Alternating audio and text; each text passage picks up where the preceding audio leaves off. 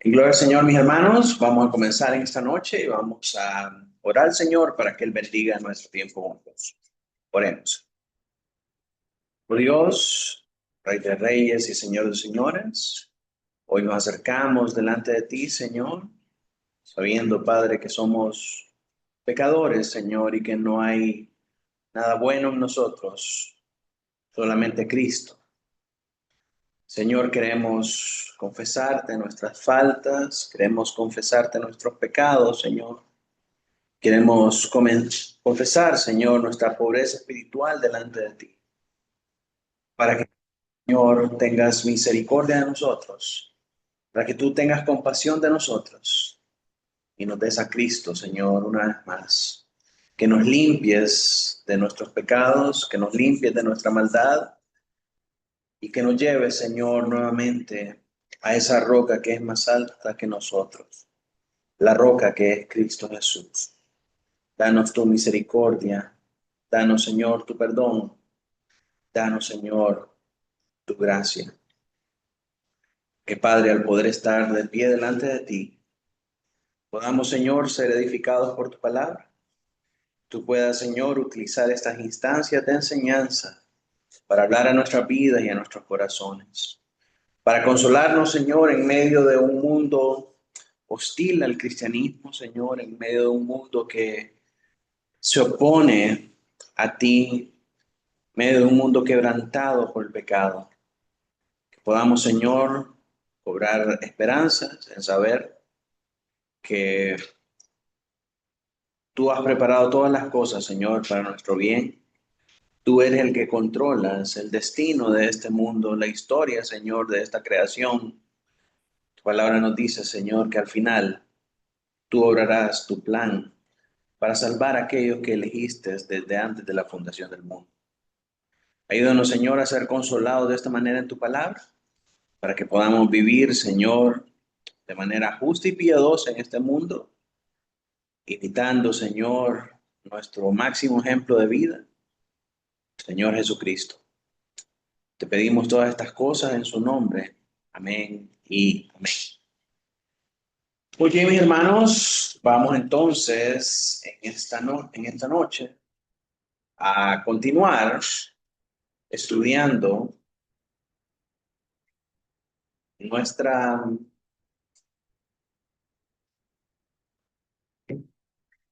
nuestra enseñanza de Apocalipsis. ¿Verdad? Aquí cómo están. Vamos a desplegar acá nuestra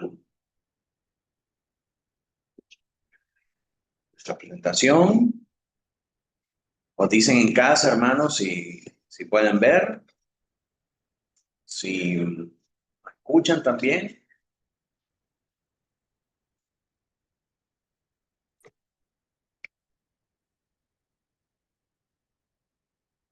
Parece que solo el doctor está ahí.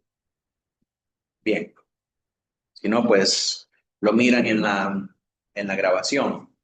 Entonces, mis hermanos, nos encontramos en en la octava sección, que tiene que ver con el capítulo 20, que es el milenio, los 1000 años del reinado de Cristo durante la era de la iglesia. Este capítulo 20, dijimos, que está dividido en dos partes. Está dividido en dos partes. La primera parte, que son los versos del 1 al 6, ¿verdad? En esta parte nos habla a nosotros acerca de la era de la iglesia. El tiempo de la iglesia que tiene que ver desde la resurrección del Señor Jesucristo hasta su segunda venida. Y luego, en los versos del 7 al 15, retomamos nuevamente el tema del juicio final. Así que así está dividido este capítulo 20. Del 1 al 6, vemos la era de la iglesia con el milenio. Y luego, en los capítulos del 7 al 15, retoma nuevamente el tiempo del juicio final. Ahorita hemos estado viendo la primera parte que tiene que ver con los versos del 1 al 6, y en la lección anterior, usted se acordará que vimos, comenzamos a ver el versículo 4. Esta sección del 1 al 6 se divide primeramente en la inauguración del milenio, en la era de la iglesia, Y luego vimos el milenio y los santos fallecidos, versos del 4 al 6. Y en este verso del 4 al 6 vimos la primera parte, que es el versículo 4 solamente, donde se habla acerca de la vindicación de los santos. ¿Quiénes son esos santos? Son todos aquellos que creen en el Señor. ¿Dónde están en el momento de esta revelación? En el cielo con el Señor. ¿Y cuál es su vindicación? Que ellos participan de la primera resurrección. ¿Verdad? Eso es lo que nos dice el versículo 4. Ahora vamos a ver la segunda parte de esta sección del 1 al 6, que tiene que ver con la primera resurrección nuevamente y sus bendiciones. Acá vamos a ver que hay un contraste que hace el pasaje con los demás muertos en relación a los creyentes, y vamos a ver la bendición que tienen los redimidos. Y posteriormente veremos la última parte del capítulo 6, que tiene que ver con la función de estos redimidos que participaron de la primera resurrección en la segunda parte del capítulo 6. Así que el día de hoy, mis hermanos, vamos a centrarnos en estos versículos del 5 al 6a, la primera parte. Así que leemos ahí la lectura para hoy. A ver si el hermano Noé me ayuda ahí a leer. Pero los otros muertos no volvieron a vivir hasta que se cumplieron 1000 años. Esta es la primera resurrección. Bienaventurado y santo el que tiene parte en la primera resurrección. La segunda muerte no tiene potestad sobre esto. Amén. Entonces, nuevamente se vuelve a mencionar el término 1000 años, el término milenio, ¿verdad? Para referirse a lo que pasa.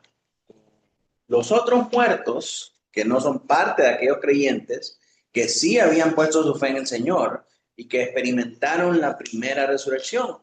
Entonces ahora esta sección contrasta lo que pasa con aquellos que no creyeron y nos dice la bendición que reciben los que sí creyeron.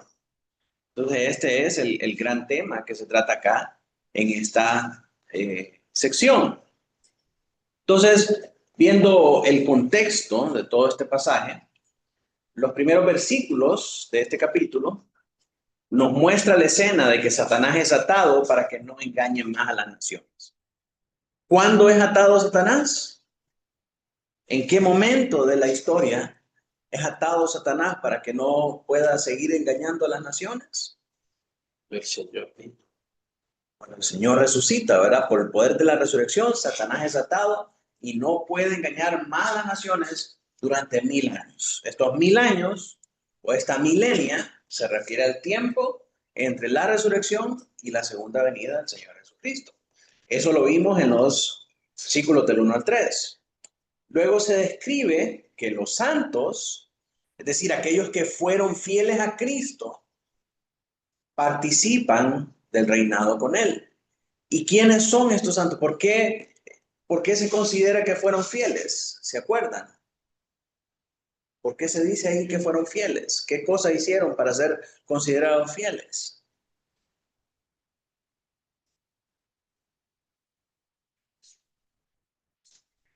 A ver, los que están en casa pueden ayudar. Que no,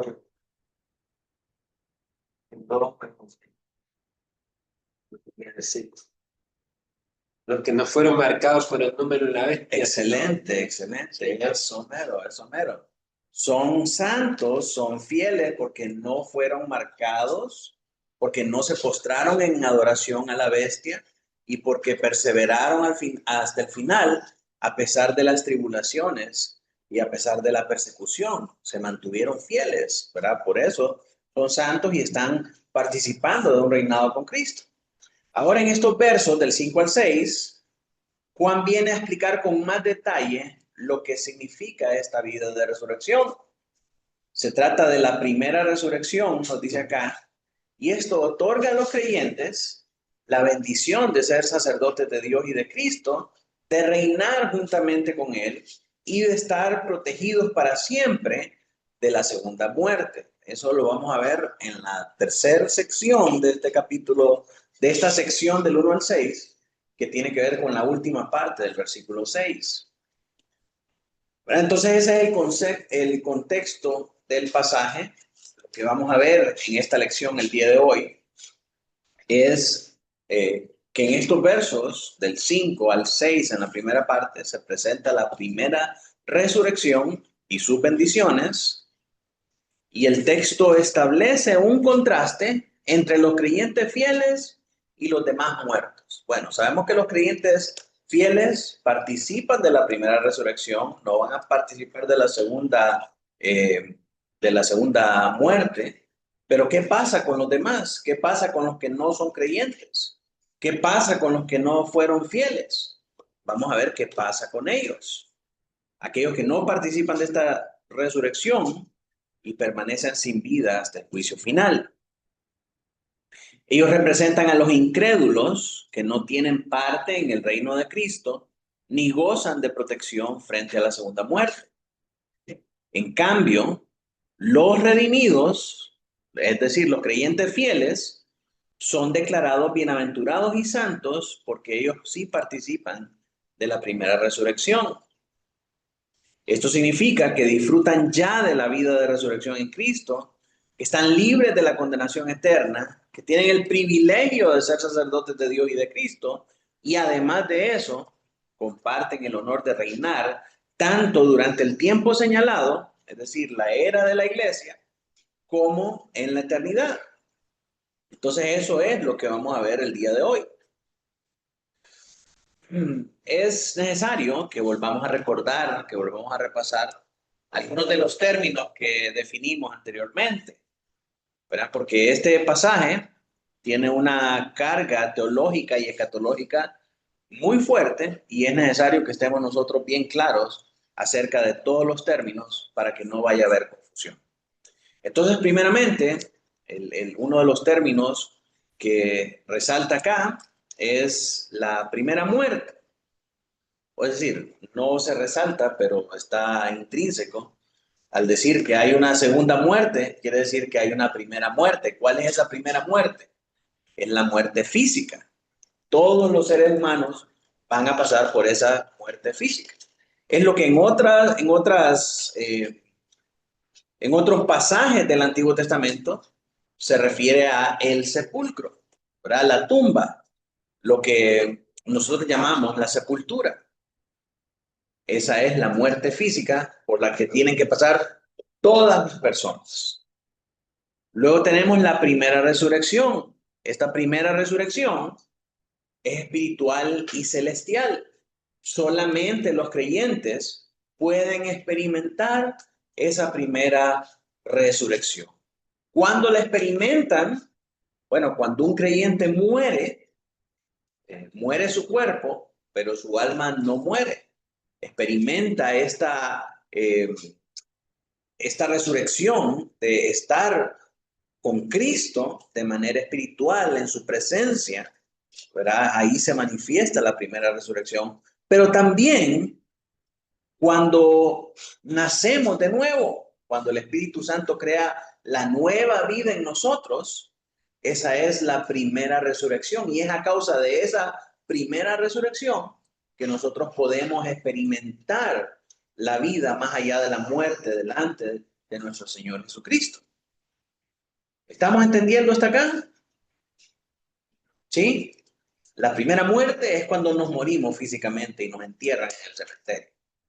La primera resurrección es cuando ponemos nuestra confianza en Cristo y el Señor nos da vida nueva. Todos aquellos que ponen su confianza en Cristo y mueren, aunque su cuerpo muere, su alma va a estar con el Señor. Su ser espiritual va a estar delante del Señor Jesucristo. Luego tenemos la segunda resurrección. Esta segunda resurrección también es física y también es real. Y es para todos los seres humanos, no solamente para los creyentes. La primera resurrección sí es para los creyentes. La segunda resurrección es para todos los humanos, creyentes y no creyentes. La Escritura nos dice a nosotros que algunos van a resucitar para vida eterna y otros van a resucitar para condenación eterna. Entonces, esta segunda resurrección que ocurre cuando el Señor Jesucristo venga de nuevo, esa va a ser una resurrección general para todos los muertos, ¿verdad? Para toda la humanidad. Vemos en Juan 5:29 esa distinción, que hay una resurrección de vida y hay una resurrección de condenación. Primera de Corintios 15:52, en un momento, en un abrir y cerrar de ojos, a la trompeta final, pues la trompeta sonará y los muertos resucitarán incorruptibles y nosotros seremos transformados. Hay ciertos debates teológicos acerca de esta segunda resurrección y obviamente hay muchas interrogantes que quedan en el aire.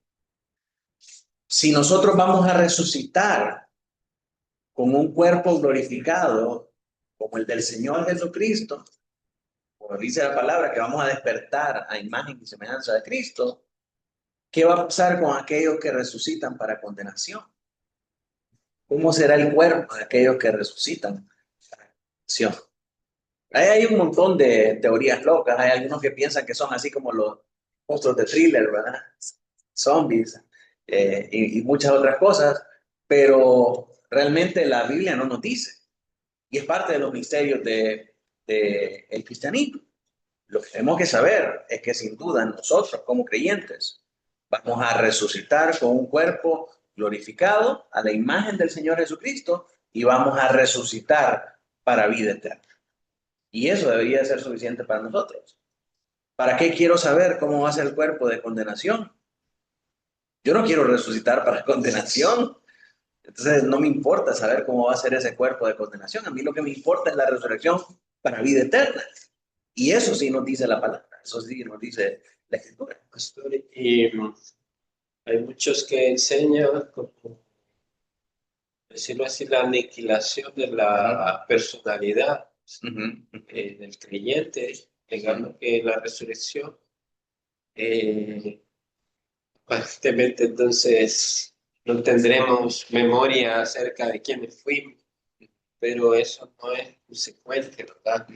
Porque no tendremos memoria en relación con el pecado, pero si no, si fuera nula nuestra personalidad tal como es ahora, no tendría sentido entonces hablar de una resurrección física. Claro. Y eso lo he escuchado, Sí. incluso en iglesias aparentemente sana doctrina. Sí. Sí, lo que sucede es que es una traducción literal de la frase que dice no tendrán más memoria de lo anterior, ¿verdad? Pero si no tenemos más memoria de lo anterior, piensen esto, esto es parte es un preview, es un spoiler de la predicación del domingo. Cuando lleguemos al cielo, dice Apocalipsis 22, creo que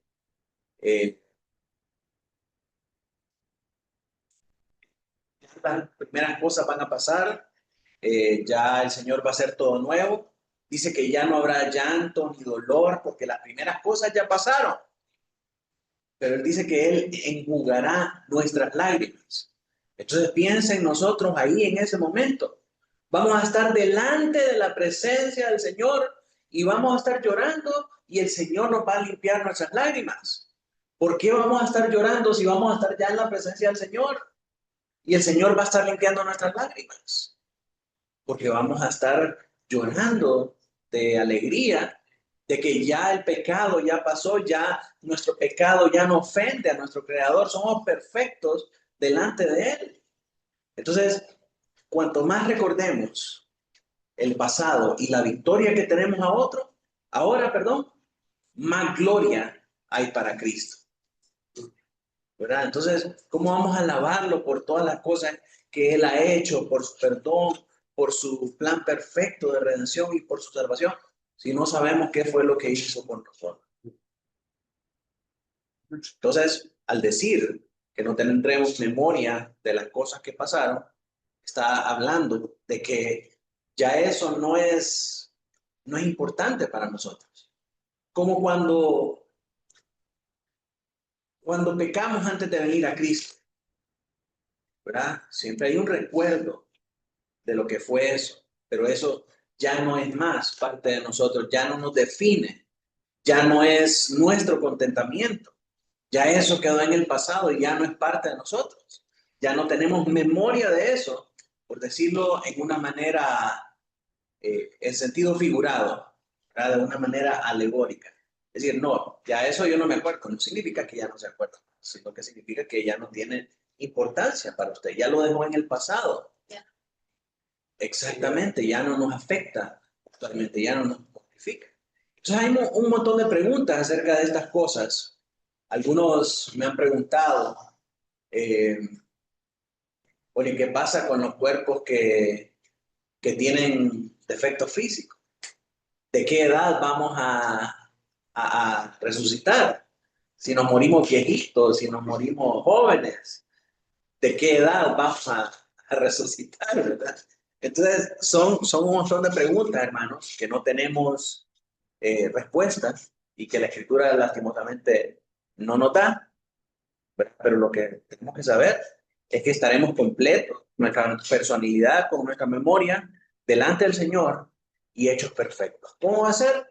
No lo sé, pero me muero por saber y me muero por su misericordia. Claro, claro.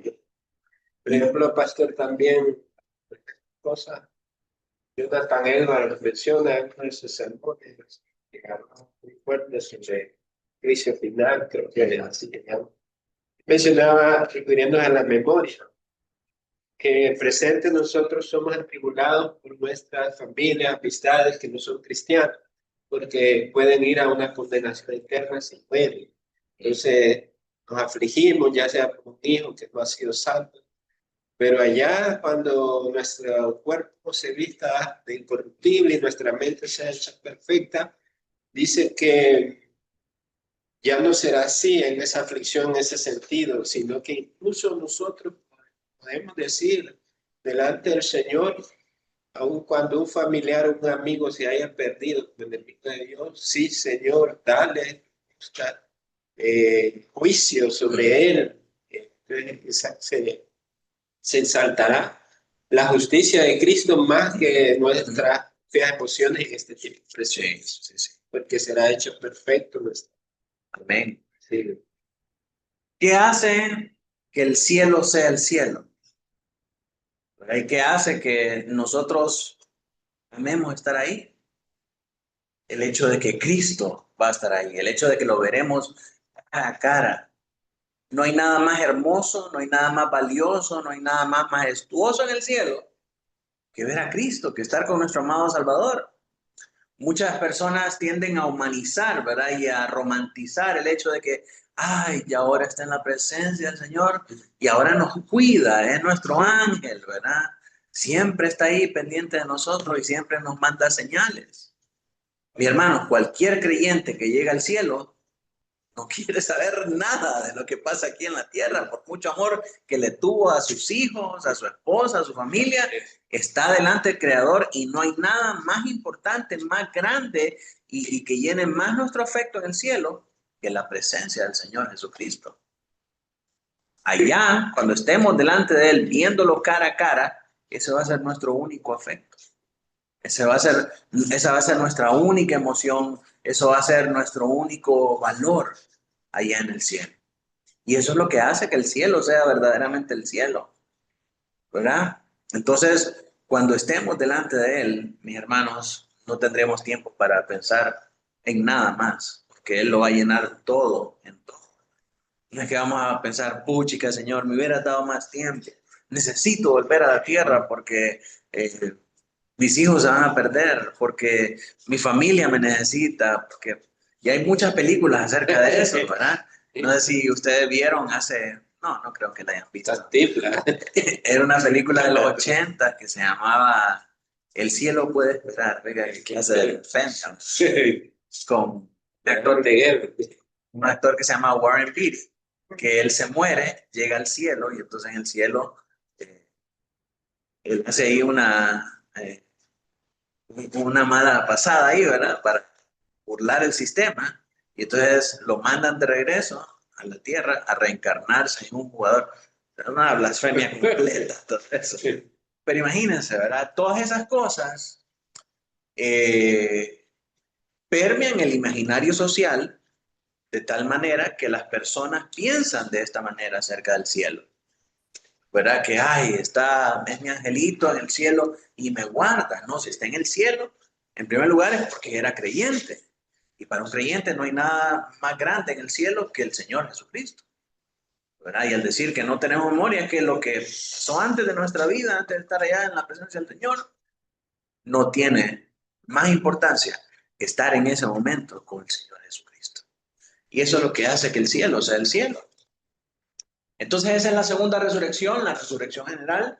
Tenemos también la segunda muerte. La segunda muerte también es física y espiritual, ¿verdad? Es la condenación eterna y esa solo es para los impíos. Los creyentes no van a participar de la segunda muerte, que es la condenación eterna.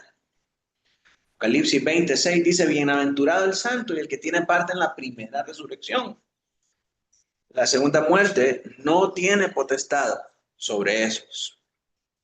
La segunda muerte no tiene potestad sobre los creyentes, que son los que participaron de la primera resurrección. Así que mis hermanos, este es un cuadro comparativo de todos estos términos. Tenemos los eventos en la mano izquierda. Dijimos, y esta de nuevo es una recapitulación de la clase anterior.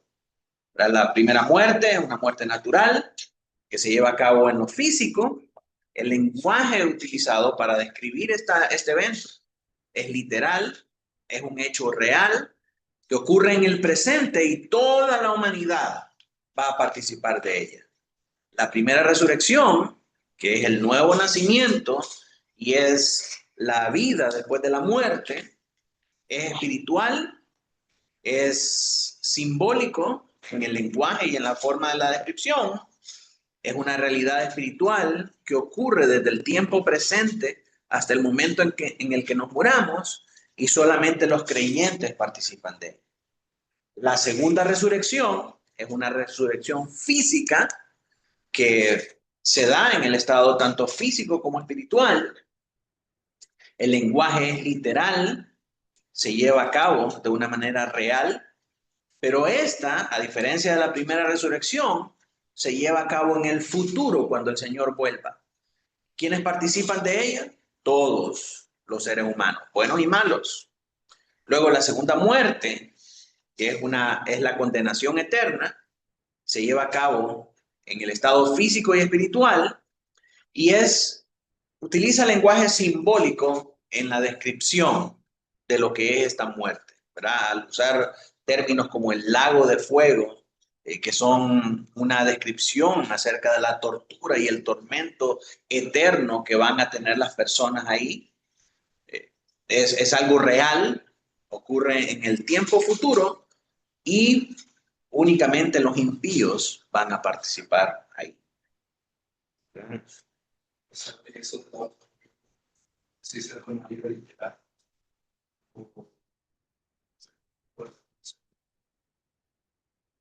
Bien.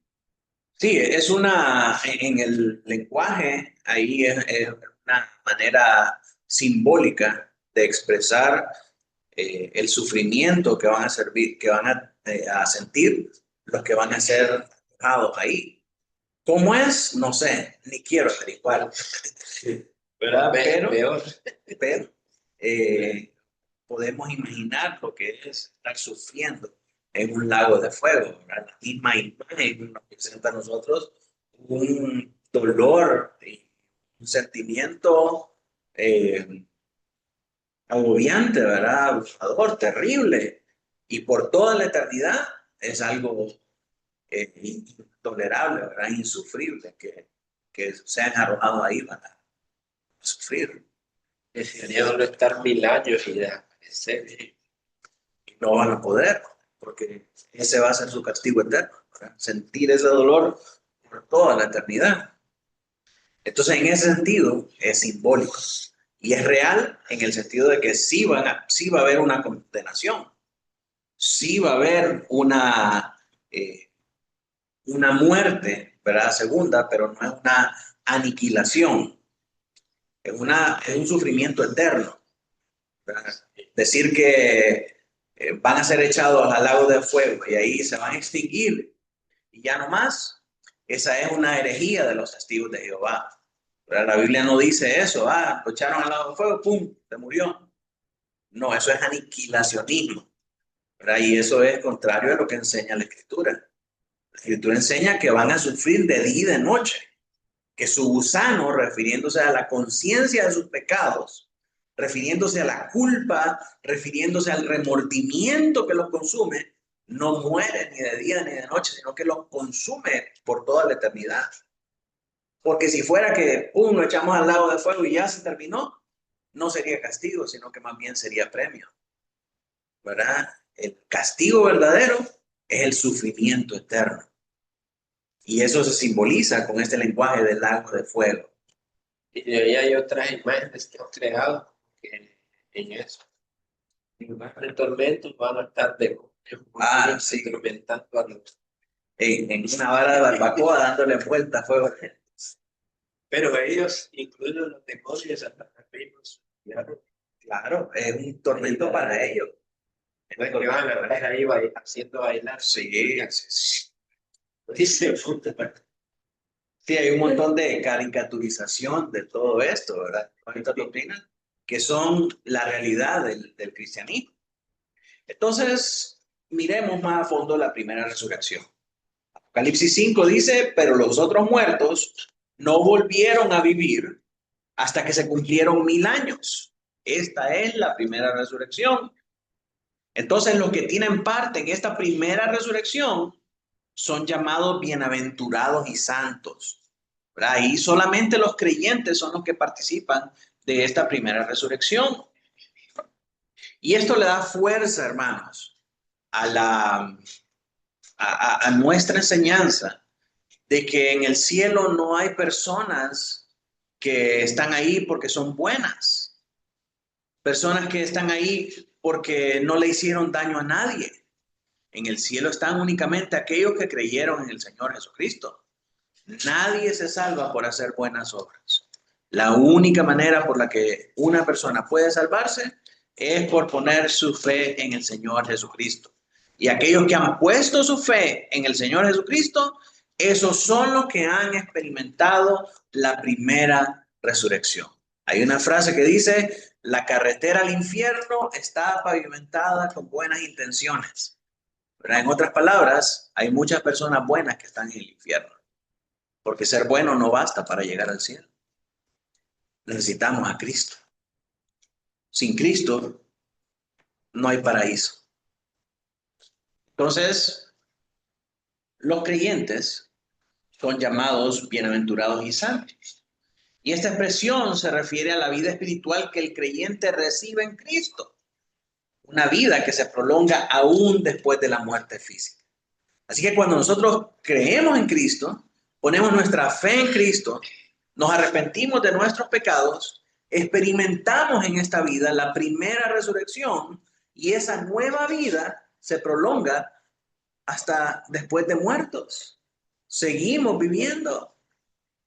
Eso es lo que el Señor le dice a los familiares de Lázaro cuando llega. Dice, el que cree en mí, aunque esté muerto, vivirá. ¿Verdad? Esa es la vida de la primera resurrección. Es señal de victoria y de comunión permanente con el Señor, porque aquellos que participan de esta resurrección ya gozan de la presencia de Cristo y esperan la plenitud de la vida eterna. Si esto es realidad para nosotros, hermanos, entonces morir no debería de ser un motivo de temor. Morir no debería de ser algo que, ay no, ¿y qué va a pasar? Mi hermano, si nosotros creemos, número uno, que Dios es soberano, y número dos, que tenemos vida después de la muerte solamente es un paso para estar con nuestro Señor. Es un upgrade, diríamos, ¿verdad? Es un incremento en nuestros beneficios. Y ahora pasamos de estar únicamente por la fe a estar en la presencia real del Señor Jesucristo. Muchas veces cuando las personas llegan a ese momento en el que están muriendo, están preocupados, están angustiados porque ¿qué va a pasar con mi familia? ¿Qué va a pasar con mis hijos? ¿Qué va a pasar con los negocios? ¿Qué va a pasar con esto? ¿Qué va a pasar con el otro? Tengo tantas cosas por hacer, tantas cosas que no he arreglado. Hermano, ¿dónde queda la soberanía de Dios? Si yo creo que Dios es soberano, Dios se va a encargar de llamar a mis hijos a la salvación. Dios se va a encargar de cuidar a mi familia. Dios se va a encargar de cuidar todo el patrimonio que yo he hecho aquí en esta tierra. Y si Él decide que ese patrimonio termine con mi muerte, ¿qué puedo hacer yo? Si Él cuida de sus hijos, Él va a cuidar de una u otra manera de todos aquellos que son elegidos. Pero dejamos que el humanismo porque dependiera de nosotros. como que se dependiera de nosotros. Y que el humanismo, estoy tratando de pensar en una palabra sencilla, pues la única que me viene es nubila, nubla nuestro pensamiento y nuestra fe en el Señor, ¿verdad? O sea, tratamos de arreglar todas las cosas nosotros y en ese momento nos olvidamos de que Dios es soberano, que Él controla todas las cosas. Y si nos morimos nosotros, van a estar bien. Todo el mundo está bien. Y también, si somos verdaderamente creyentes, creemos en la vida eterna, esa es la columna vertebral de la fe cristiana, pero estamos con miedo de morir. Eso es, esa situación, hermanos, es contrastante realmente con la verdadera fe cristiana. ¿Cuál es nuestra fe? ¿Cuál es nuestra esperanza? Hermanos, como cristianos, no tiene para nosotros que haber nada más real, más expectante, más emocionante que estar finalmente en la presencia del Señor. Esa es la columna vertebral de nuestra fe. Eso es lo que creemos. Pero y entonces, cuando morimos, le tenemos miedo a la muerte. ¿Qué esperamos? ¿En quién pusimos nuestra fe? ¿A dónde está nuestra confianza? ¿Por qué un cristiano puede sentir miedo a morir? Porque para él es más real. Son más reales las cosas de este mundo. Son más reales las gratificaciones de este mundo. Y mis hermanos, la vida cristiana se trata de morir a estas cosas del mundo para amar lo que está más allá del mundo, lo que está en esa eternidad. Eso que está en la eternidad, que no podemos ver, que no sabemos cómo es, eso debe ser más amado para nosotros que esto, y más real para nosotros que esto que sí podemos ver. Pero pastor, ¿cómo puedo yo creer en algo que no miro? Esa es la obra de la fe. Esa es la obra del Espíritu Santo en nosotros. El Espíritu Santo logra ese convencimiento en nosotros. Y eso es propio de la nueva naturaleza. Porque la nueva naturaleza nos da una mente espiritual, ojos espirituales y una naturaleza espiritual para que podamos ver, percibir y disfrutar esas cosas. Porque la misma escritura dice, el hombre carnal no puede discernir las cosas que son espirituales. Pero aquel que está en Cristo, aquel que tiene esa naturaleza espiritual, ese sí puede entender estas cosas. Cuando estaba ya al borde de la muerte, Martin Lloyd Jones cuenta, la iglesia oraba mucho, su familia también. En los momentos de él, mandó a decir que no oraran por él, que a su esposa, a la silla y todo, que no oraran, porque no quería que retuvieran esta su gloria de estar delante de la iglesia. Amén. En esa fe debemos morir nosotros. Nosotros los cristianos, hermanos, morimos en los brazos de otros cristianos. Morimos con nuestros hermanos, cantando al Señor. Pasamos a la próxima vida con salmos, himnos, cantos espirituales, oraciones. Esa es nuestra transición. No con miedo que nos vamos a morir y que va a pasar y sufrimiento. No, nuestra muerte, claro, hay dolor. Hay dolor por la partida, hay dolor por el hecho de que no vamos a poder ver nuevamente a nuestros amigos, a nuestros familiares, a nuestros hermanos. Pero si es creyente, hermanos, tener la convicción hasta el final que esa persona, al final de sus días, retuvo su profesión de fe, fue fiel hasta la muerte.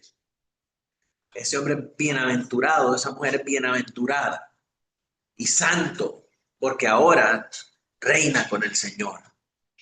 Ahora es rey y sacerdote en la presencia del Señor. Y eso es hermoso. Eso desafía la cultura. Nos hace vivir contra cultura. Tenemos entonces en contraste los otros muertos. En el versículo 5 se hace distinción entre dos grupos. Nos dice los que participan en la primera resurrección, estos son los santos que reinan con Cristo, pero también nos habla de los demás muertos.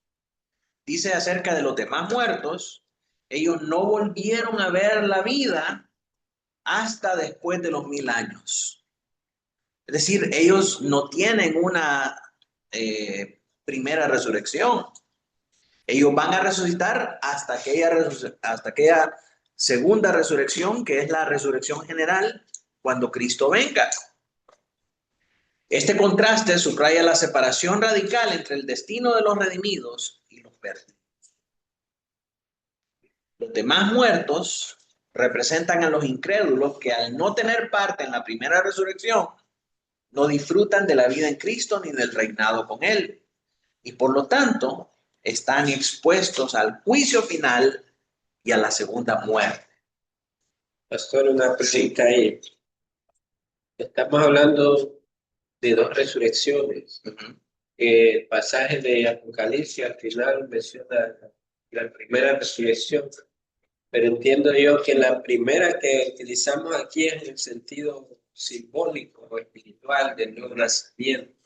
No tiene esa implicación física de la que habla Apocalipsis 20, creo. Así es. Bienaventurados los que participaron de la primera resurrección. Entonces, ahorita que menciona usted que estos muertos no volvieron a la vida hasta después de 2000 años.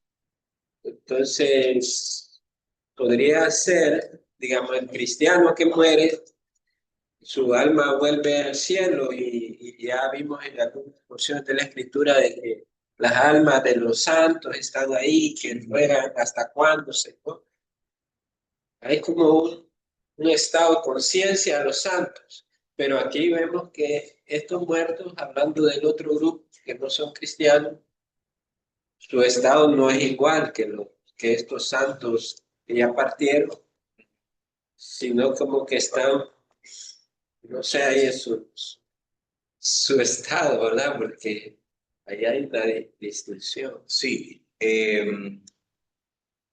creo que anteriormente ya estudiamos el estado intermedio de los que mueren en Cristo y los que mueren sin Cristo, ¿verdad? Y vimos que ese estado intermedio es diferente al lugar intermedio. No hay un limbo, no hay un... Sí, ahorita lugar. Estoy recordando. Sí, sí, sí. Entonces, sí, la Escritura muestra de que ellos cuando mueren van a un lugar de tormento, que se hace pleno y eterno cuando es la segunda resurrección y el juicio de Cristo, ¿verdad? Mientras consciente de tormento. Sí, correcto. Mientras que los que mueren en Cristo van a la presencia de Cristo.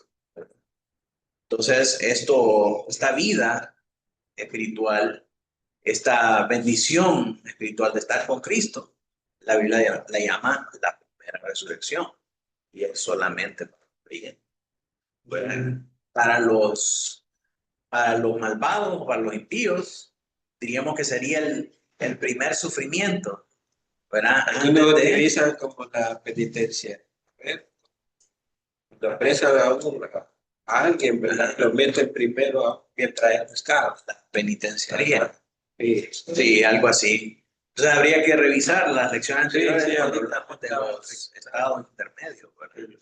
¿Qué Pero pasa? sí, pastor, esa parte creo que para ser fiel al texto, porque alguien que no escuchara, hay dos resurrecciones, qué raro, pero hacemos referencia a la primera, que es sentido espiritual del no nacimiento, y sí, solo hay una resurrección física del cuerpo, uno para vida eterna y otro para... Sí, es que si hablamos de primera resurrección, uno de nosotros ha resucitado, ¿verdad? Y cuando morimos, si fuéramos a resucitar, realmente no estamos muertos, ¿verdad? Sino que es una resurrección espiritual, ¿verdad? Y es una referencia simbólica a la nueva vida en Cristo, que se convierte en vida eterna cuando morimos, ¿verdad? No es una resurrección per se, sino que es la vida espiritual del creyente, que trasciende después de la muerte. Pero aquí Juan utiliza ese término, la primera resurrección, para referirse a esa obra, ¿verdad? Que es realmente un resurgir de la vida espiritual. Nuestro cuerpo no va a resucitar en esa primera resurrección. Va a resucitar hasta la segunda resurrección, que sí es una resurrección física. Amén. Bien. Entonces, esto es lo que pasa con los demás muertos. ¿Cuándo ocurre la primera resurrección? Apocalipsis 25. Emilio, si me ayuda ahí. Los muertos no volvieron a vivir hasta que se cumplieron 1000 años. Esta es la primera resurrección. Para los premileniaristas, la primera resurrección se lleva a cabo hasta que se cumplieron los 1000 años, porque interpretan el verso 5 como una secuencia temporal estricta. Los incrédulos permanecen muertos durante el milenio y solo al final resucitan, mientras que los justos participan antes en la resurrección inicial. Sin embargo, el verso 5 es parte del verso 4, donde está hablando del mismo periodo de tiempo y simplemente se hace un contraste entre el destino de los creyentes y no creyentes durante la era de la iglesia, es decir, el milenio. Y esto se hace para enfatizar que a diferencia de los creyentes, los no creyentes no participan de la primera resurrección, sino de la segunda, hasta que Cristo venga y resucite tanto buenos como malos. Entonces, lo que esto quiere decir es que nosotros no podemos leer el verso 5 de una manera aislada del resto del pasaje.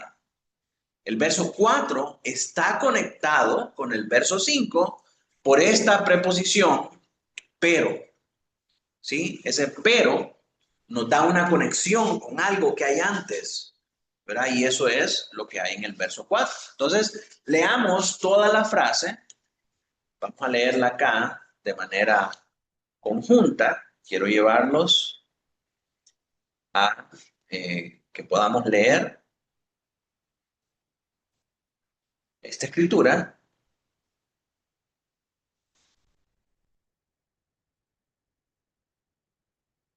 Vamos a leer. Apocalipsis 24. Dice, y vi tronos y se sentaron en ellos los que recibieron la facultad de juzgar y vi las almas. Sí, no. Sí está, ¿verdad? Sí.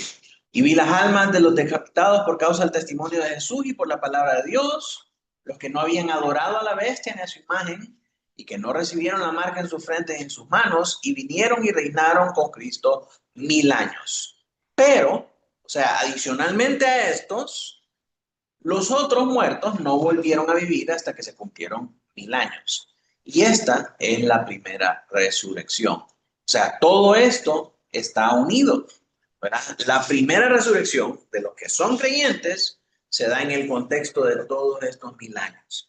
Lo que nos dice esto es que los no creyentes no recibieron o no participaron de una resurrección, sino que hasta que el Señor venga después de esos 1000 años. Y esa es la situación. Pero los creyentes sí participan durante esos 1000 años, durante la era de la iglesia, de esa primera resurrección. Entonces eso es lo que nos está diciendo acá. No sé si me doy a entender, hermanos. Hay un pasaje que habla, creo que es Tesalonicenses, el orden de la resurrección, de primero los que murieron en Cristo, luego nosotros que hemos de quedar. Sí. Si Cristo viene y por último habla acerca. Creo que es Primera Tesalonicenses 4. Te habla de los de paso.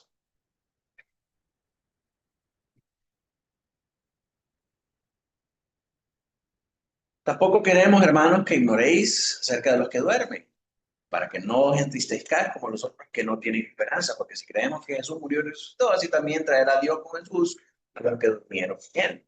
¿Cuál decimos esto en palabras del Señor? Que nosotros que vivimos, que habremos quedado hasta la venida del Señor, no precederemos a los que durmieron, porque el Señor mismo, con voz de mando, con voz de arcángel y con trompeta de Dios, descenderá del cielo y los muertos en Cristo resucitarán primero. Y nosotros que vivimos, que hayamos quedado, seremos arrebatados, y esta es la palabra arpazo, juntamente con ellos en las nubes para recibir al Señor en el aire, y así estaremos para siempre con el Señor. Tanto, alentados los unos a los otros en esta palabra. Entonces, los hermanos premilenaristas, que es el punto de discusión acá, miran en un periodo de tiempo literal que la primera resurrección va a ocurrir hasta después de los 1000 años. Porque dice, no vieron esta resurrección hasta después de los 1000 años. Y esta es la primera. Entonces ellos dicen, la primera resurrección se lleva a cabo después de los 1000 años literales. Pero esa primera resurrección que dice ahí, está hablando del resto de la oración, desde el versículo 4 hasta el versículo 5, donde ya nos dijo que los creyentes habían participado de la primera resurrección.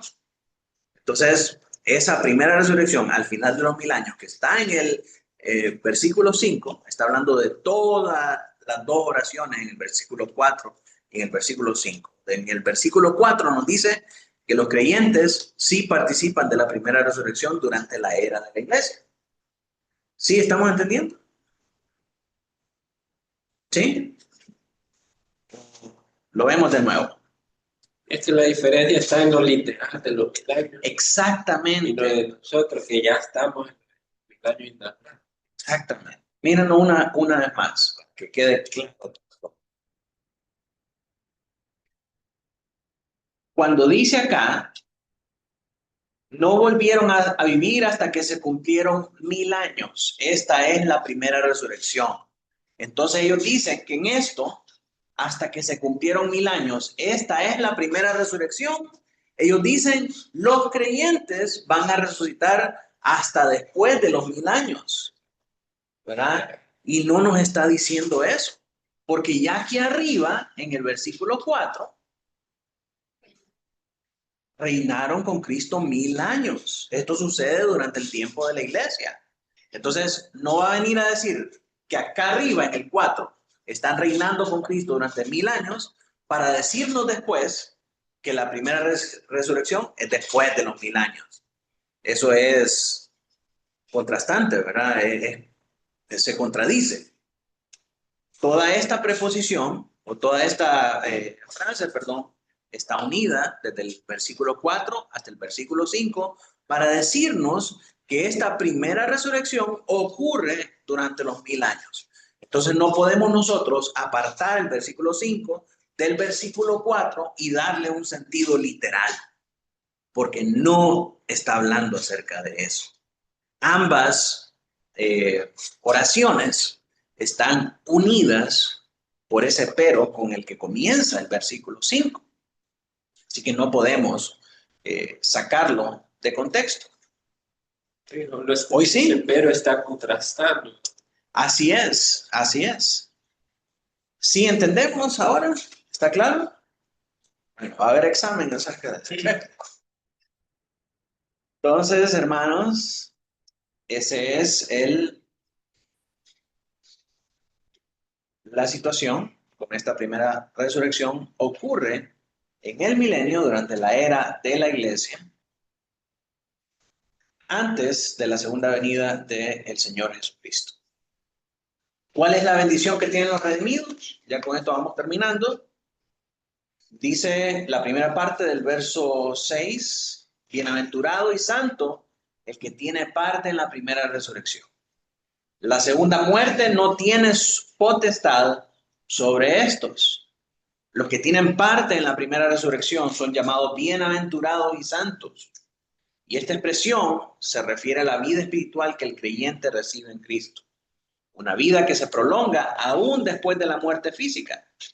Y esa señal de victoria y de comunión permanente con el Señor, pues aquellos que participan de esta resurrección ya gozan de la presencia de Cristo y esperan la plenitud de la vida eterna.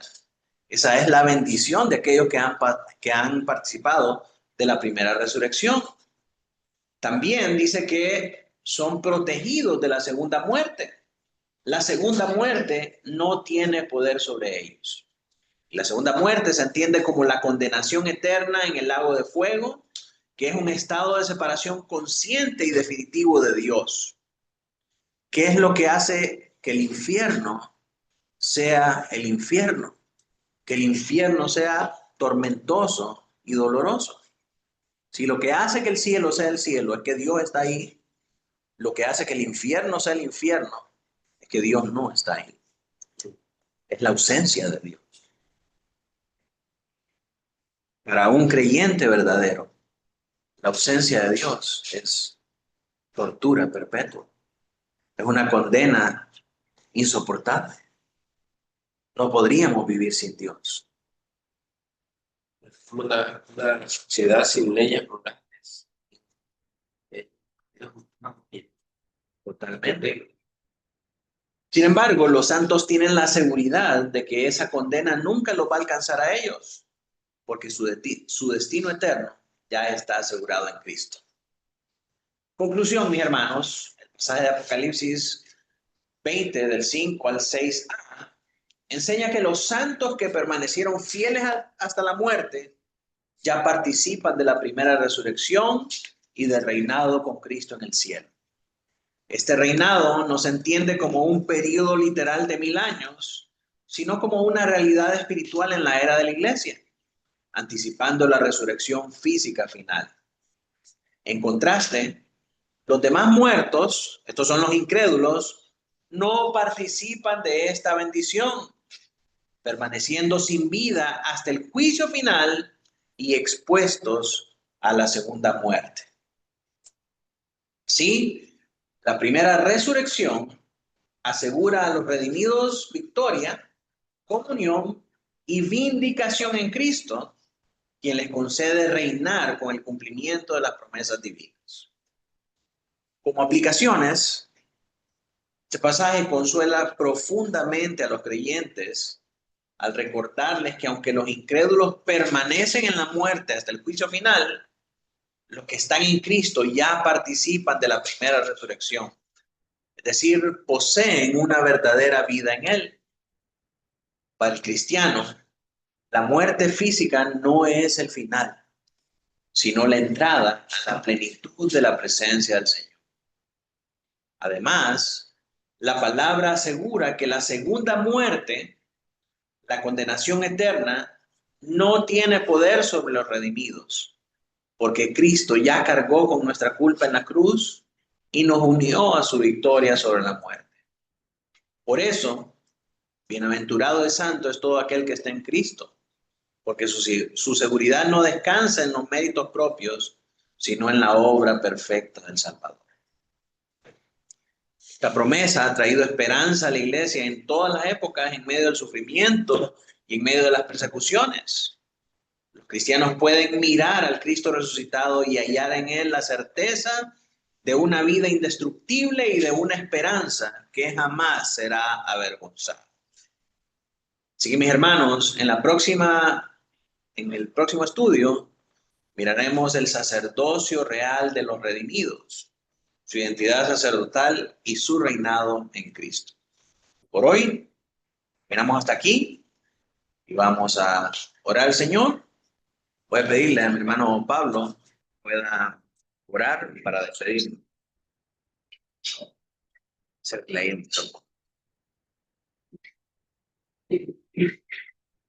Ahora, celestial, gracias, Señor. Aprender el más de ti, Señor. Señor, te pedimos que el conocimiento, Señor, no sea sino que genere impacto en la vida, Señor, pueda ya, Señor, nuestra manera de vivir, Señor, que nos da esa esperanza, Padre, de que tenemos galardonado, Señor, cuando ponemos nuestra fe en ti, Señor. Señor, te pedimos que bendiga a todos los hermanos, Padre, que los sigan manteniendo firmes, Señor, en este